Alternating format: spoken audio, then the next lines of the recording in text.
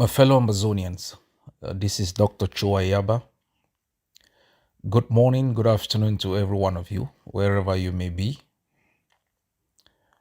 Let me send salutations to our prisoners of war and to thank them for sacrificing this high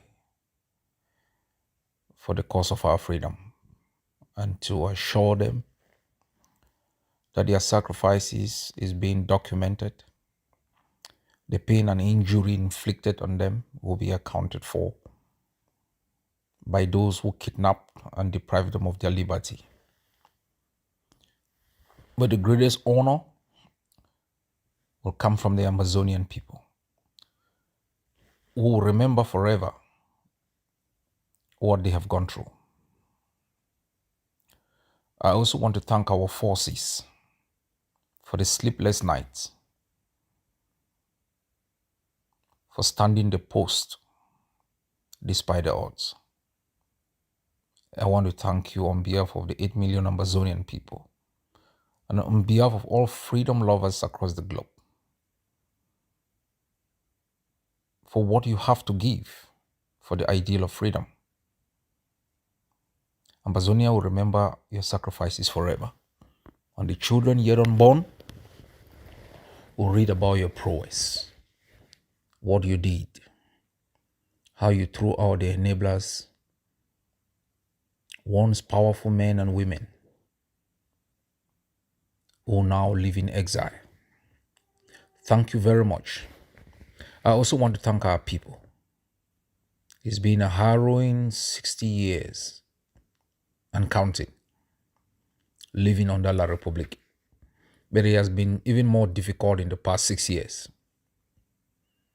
But you have shown through your resilience, your compassion, your empathy, your sacrifices, displayed on Mondays through collective resistance, that you want your homeland to be free.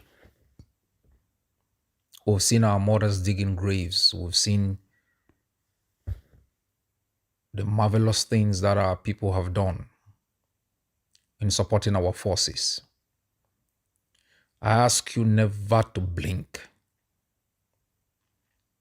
I once said, if you look behind, you will see the bodies of all those they've murdered. If you look in front of you, you may see a wall as high as Mount Everest. You have two choices: to walk over those dead bodies, counting them as you go backward, with your head bowed in shame, walk back into the hands of slavery. Or you decide to become the Neil Armstrongs, the great mountaineers who, despite the odds, decided they were going to scale down the highest cliffs. They were going to overcome difficulties to beat heights. We are that generation that have refused to walk right back, counting over the dead bodies of our fallen heroes, our compatriots, counting the numbers, reading their names, with our heads bowed in shame, walking right back into the arms of the butchers of our people. I ask you to strengthen yourself up, to gather courage. As a people, we will scale down the Everest in front of us. And once we will be at the top, we will look back and we will say to ourselves, and all those who have died, we made it on all of us our behalf. Today I'm going to talk about a series of issues. One, I want to just let you know the Amazonian Defense Forces was invited by the United Nations for a 10-day conference on peace monitoring, negotiation, and peace building. We've completed the conference and completed the studies with a certification. You will get the details in the future. This is a good sign. On a daily basis, we scale little cliffs. We win little battles on behalf of our people. And you should remain brave. On the 11th of February, you stayed home. Our forces patrolled the streets and manned the post in rejection of the celebration of what La Republique calls the Youth Day in our land. A day they celebrate the triumph of tyranny over democracy. A day they celebrate the triumph of genocide over the respect for human dignity. We have in the past 6 years rejected tyrants from using our land where the brave are falling to celebrate days of shame. We have taken ownership of that day. And going forward, we will decide how the 11th of February will be celebrated in our land. A month later, you saw the bravery of Amazonian women in the Momo military district. They came out and celebrated Women's Day in honor of the brave women who have been killed in our struggle, those whose liberty have been taken away, and the brave women in exile who are speaking on all of us our behalf. Going forward, we will decide how such days will be celebrated. We will take ownership of these days and use these days to amplify the right of our people to live in peace and in a free homeland. A few days later, with our bravery, the support of our forces, and the rejection by our people, we stood against an illegal legitimation process called senatorial elections. And I'll use this opportunity to talk a bit about strategies and the importance of these things. We saw how they move exiled individuals, people who've been hiding within our communities, people who've been hiding in armored cars. We saw how they move them. La Republique moved about 1,000 forces into Momo, 1,000 more into Bui. They blocked major entrances within Mezam. They installed temporary outposts along the Bengui, the Bamenda-Bengui Road. They undertook several military operations in Boyo. They amassed forces around Fako. As they were making these moves, we were watching. We took countermeasures.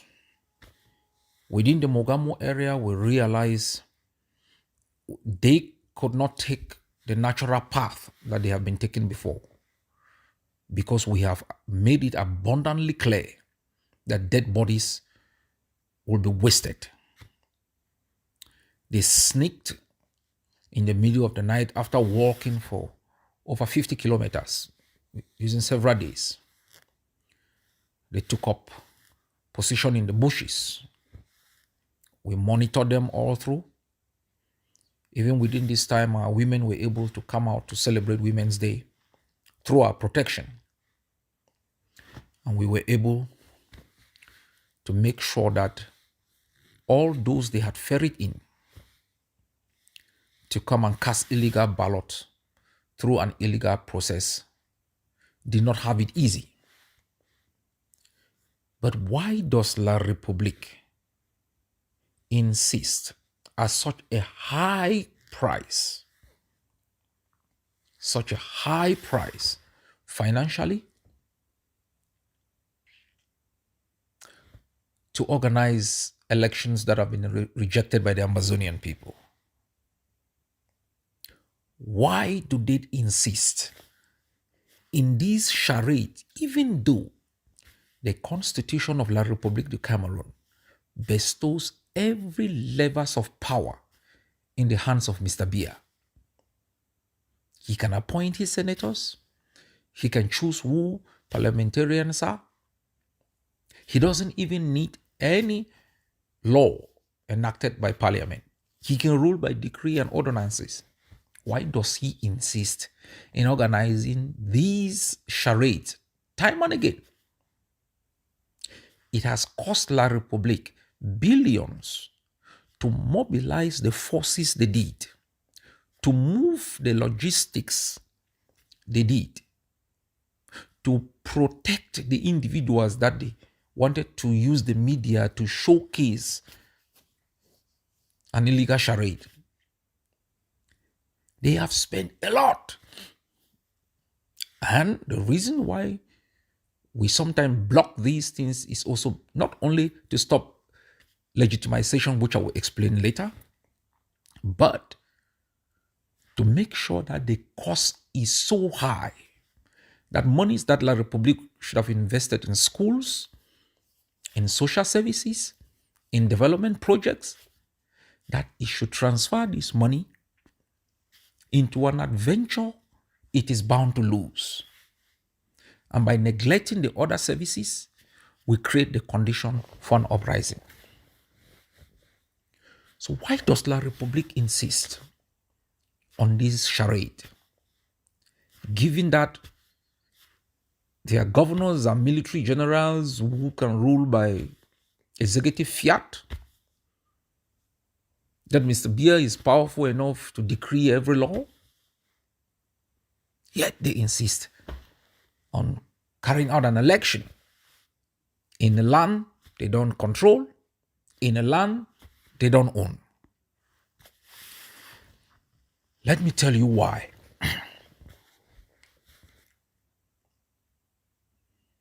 And before I tell you why, let me explain something, which I have explained in certain cycles, and is related to the reasons I would be giving about elections. Ambazonia is a state. I hear people referring to our forces as non-state actors. They are state actors. We are a state. Let me restate it. We are a state.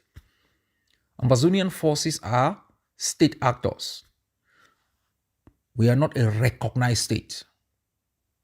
Yes, that is granted. So you can refer to our forces as non-recognized state actors.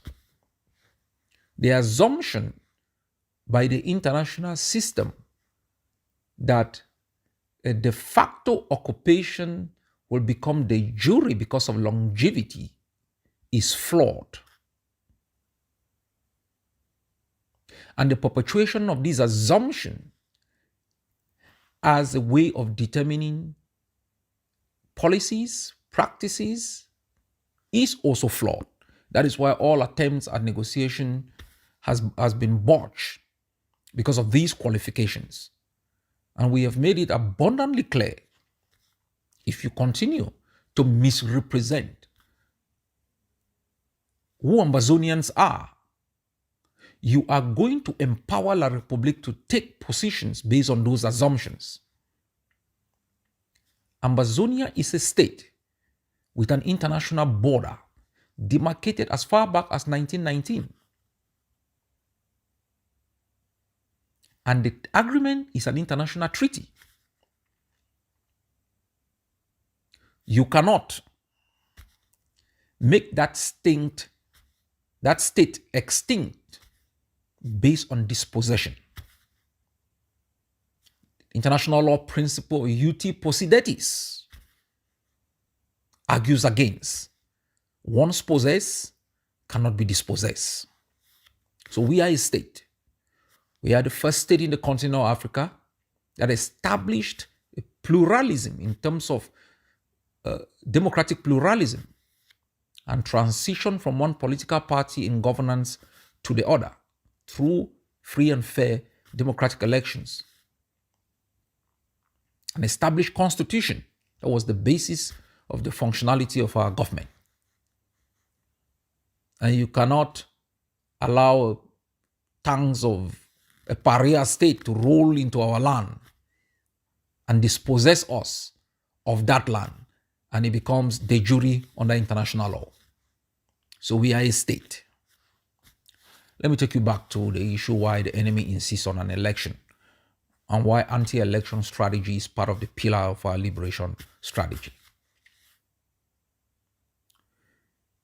States derive legitimacy through two ways: within their own borders and in occupied territories.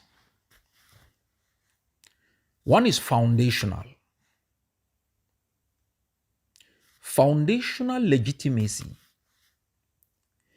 is based on the ability of the state to provide security and guarantee the safety of the population. That is the basis of the establishment of the state over the nation. The state is a representation of the institutions, the laws, and whatever it uses in the process of governance.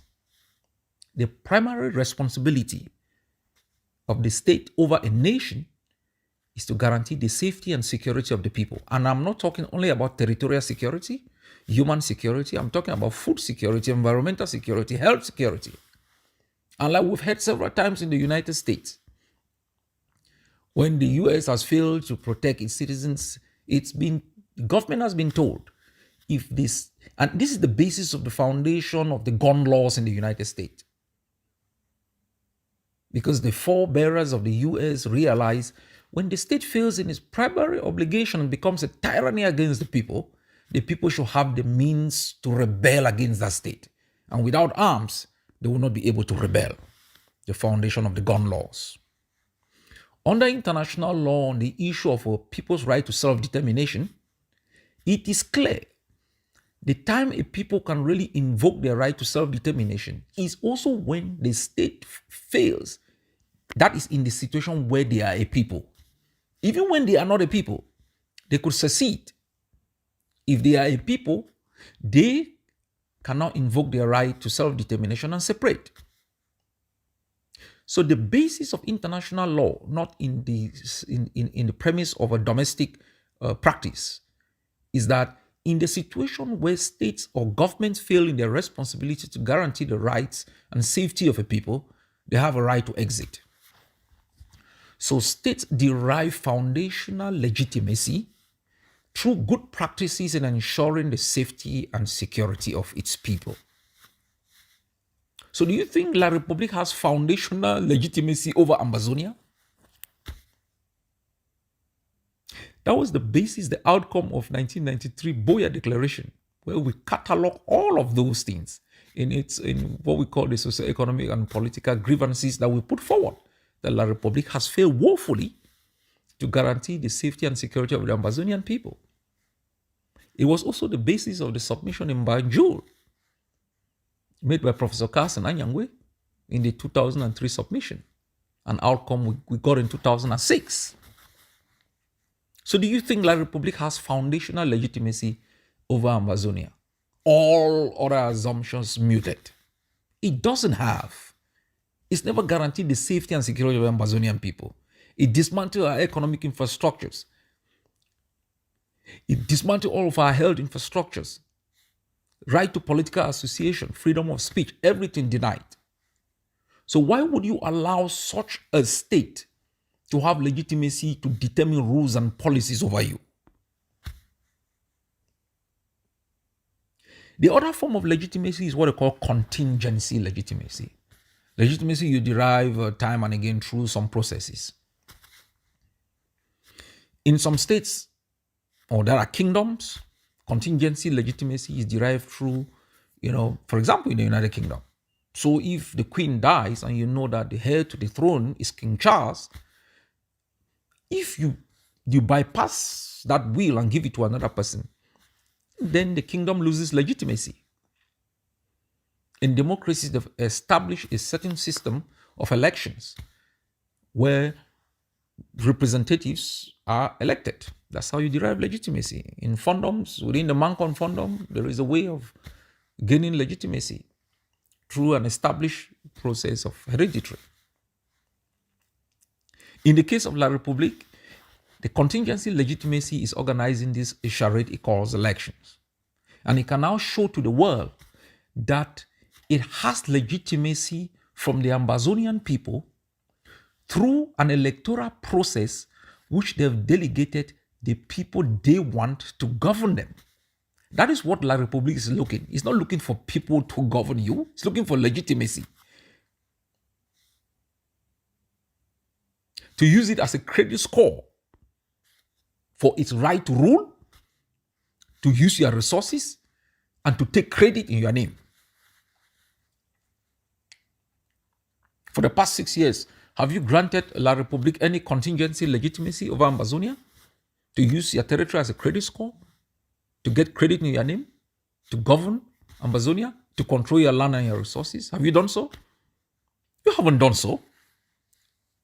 But like in all situations of occupation, the enemy has recruited from amongst us murderers, sellouts, political, as my PS calls, political shouts like John Frundi's.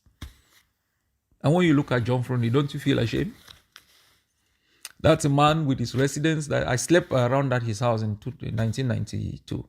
I slept there for around 2 months outside to protect him from being taken to Yaoundé. And Samukom there were cutting down trees to block the road. We went up to T Junction and pour tar on the road for slippery stuff. We dug trenches. When the people give you power, even an army cannot take you to Yaoundé.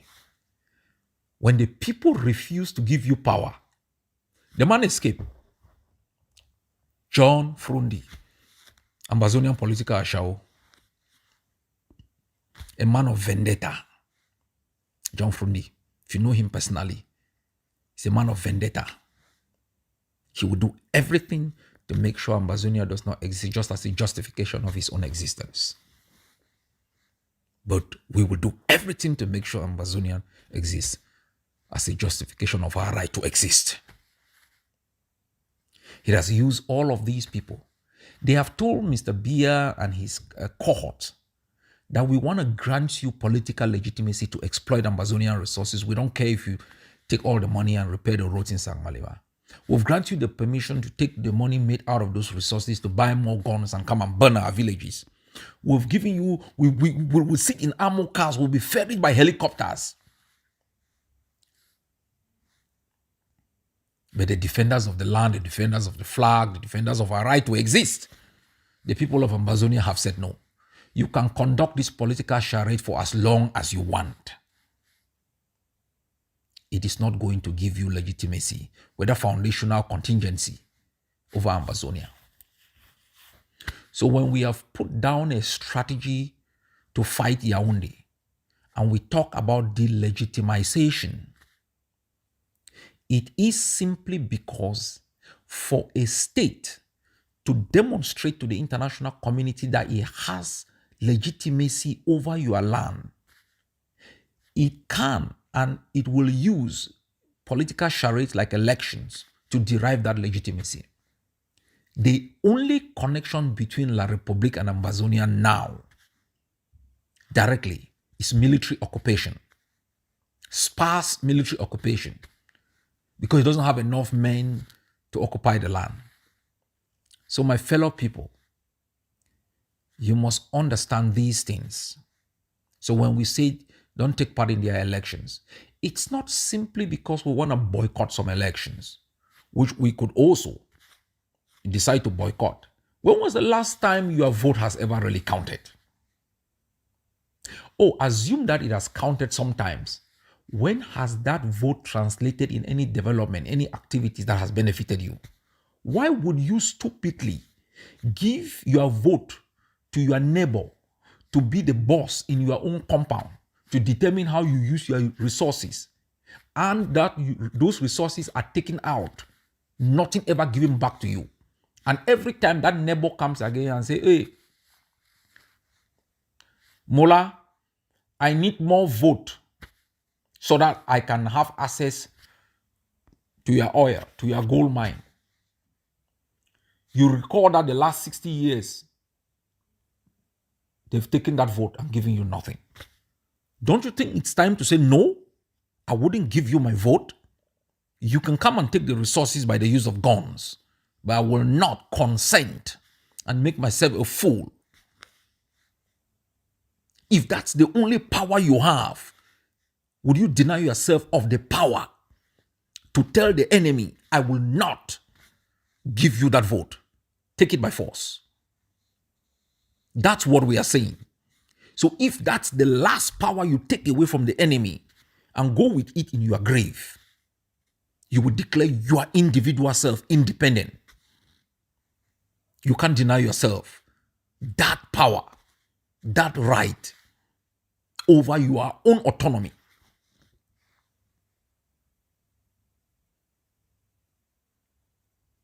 We will establish by the end of this year in some communities elections to elect our own representatives. We are working on that. My people, La Republique is not coming back. They can roll their tanks on our street. I heard what they call him, Buba, is asking the police and the gendarmes to withdraw from Bamenda. He wants to send in the army. That the police has failed him. Bring the US Air Force. Bring SEAL Team 6. You will not control Bamenda. You will not. You can kill the men, kill whosoever. We will fight you in that city and in every other city at a time of our choosing, at a place of our choosing. It is our land, and you have to live to stay alive. We have nothing to lose. You took away the land. Our right to life you took. The right to speak we don't have. Even to breathe, you've messed up the whole place with trash. To assemble, we cannot. To go to school, we don't. So what is it we have to lose? Nothing. We'll give our life for a good cause. Defending the land of Amazonia. Fellow Amazonians, the Amazonian Governing Council, the Southern Cameroon's National Council, the APLM, the interim government of Comrade Ayuk Tabe, the consortium, we have convened the All Amazonian Conference that would bring all of us together. People have asked, why have we convened a conference? In 1989, a group of men, 7 of them, met and formed the SDF. They convened Amazonians on the 26th of May to launch that SDF. We all went there and launched it for a good cause. 3 years later, 3 men, Professor Carson Anyangwe, Dr. Simon Munzu, Barrister Ekontang Elat, convened all of us to Boya in AAC1. Then did the same in 1994 for good causes. We were all there. Between then and 2016, several groups of persons have convened us for good causes. Whether it's teachers, lawyers, for the GCA board, for universities, we've all stood for those good causes. A few years ago, the consortium instituted ghost towns on Mondays. We have all enforced. A few years later, we were convened in Nigeria together. We went, set up SCACUF. You have the governing council. Before what happened, that happened. I don't want to go into that. Led to the emergence of the interim government. Fast forward, the Dr. Sarkozy and others called us to Washington. I was there. A few months ago, you heard about the Canada talks. I wouldn't talk much about it. It will have its day. But if there's ever been any victory for Ambazonia, that was one of such victories. And the victory was not about Canada. It was that we were able to come together. These groups were able to come together, work under very difficult circumstances. It was difficult. Tough issues, different positions. We locked ourselves up and we said we will find compromises. We built consensus. We agreed on some things. In the evening, with one person disagreed. We came back the next day. We talked about it. This one said, this is my position. This one said, this is my position. We got the help of the CDN. We got the help of experts. We got the help of other countries through different instruments. And we realize that once there is a mission, it is possible for us to overcome the obstacles. And stemming from that period of working together for the Canada talks, we thought it was important to extend that net to bring in more people for us to talk about these issues. Because what happens tomorrow if La République says, well, we are withdrawing? One day, South Africa just decided that apartheid was coming to an end. One day. They sent an envoy to London. They met Thabo Mbeki and said, well, we think A, B, and C should happen. We just got up one day and La République said they wanted to talk. What if we get up one day and La République says it's time to leave? So it's important we meet and ask ourselves this one question. If real negotiations will begin, what will be the framework that will be acceptable to all Ambazonians, that will be perceived as inclusive, including the voices of women, the Bayam Selams, the taxi drivers, the prisoners of war, even the dead, the tortured, the mamas? What will be the framework that will capture everybody's aspiration? We think we should establish such a framework.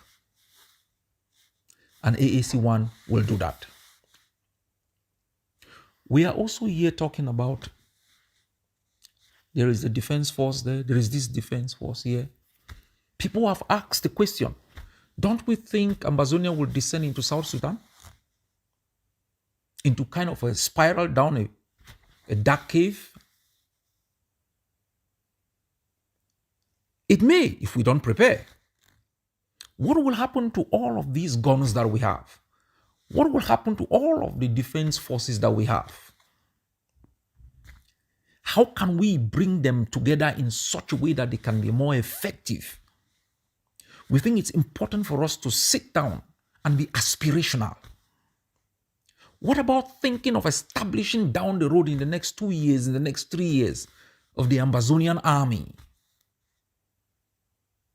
where the top generals of all of these defense groups will sit in the central command, still controlling their own units, but being able to make some decisions that trickles down to this central command?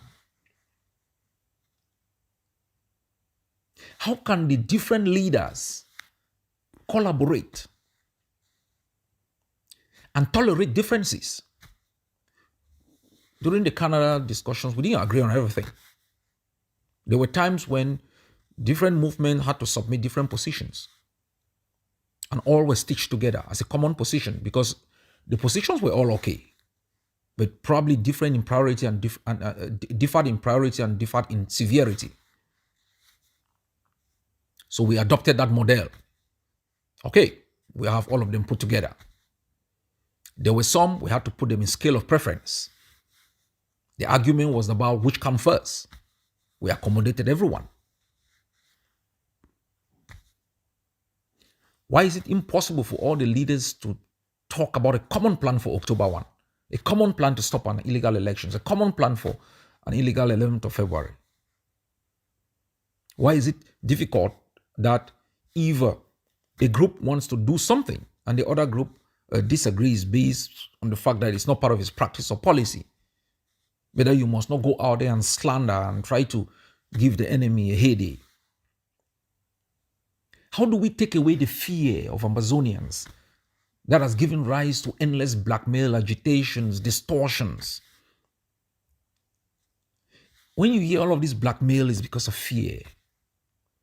Some are desperate. They feel like they are being left behind. How can we build an inclusive framework on all of these issues for everyone to believe their voice is part of and parcel of what is going on, that they feel listened to? That's why AAC is important. How can we rekindle that sense of nationalism that greeted the uprising a few years ago? How can we tell the international system that we are prepared for our homeland through the little things that we do, we put in place, the vision we sell to our people? How do we emerge from there and telling Amazonians what Amazonia will look like once La Republic is gone, on issues of education, every child going to school free of charge, that if you go to the doctor when you're sick, you don't have to pay a dime. You consult medication, you go to the pharmacy, you get the medication free of charge. And that the generals who fight today, if they want to become military engineers, military pilots, they want to become what in the military, they have a pathway. If they want to even become president, if they want to become prime minister, if they want to become a parliamentarian, they will not be setting something new. There is precedence. How do we make Amazonians know that everyone has equal opportunity and equal chance? It is based on the promise. It is based on what we present to them. And we think AAC is the platform that is going to lay the foundation to ensure that in the next 1 year, in the next 2 years, there are certain states that La Republic will not get into. Free, completely protected, and begin to practice Amazonian way of doing business. I can talk for the next 3 hours on the dream, on the optimism, on the vision, on the hope, and you feel it. These things will never exist even in the next 2 million years under foreign occupation, under a people who don't even know you, who think you are les anglophones, les ennemis dans la maison, that your resources are good enough to be looted. And the only thing they give you back is death, desperation, and hopelessness. And they tell you, if you don't want to eat the shit, you can walk through Mexico into the United States, or you can take the next flight to hell. The plane is empty. That's where we will load them in and send them to hell. God bless you all.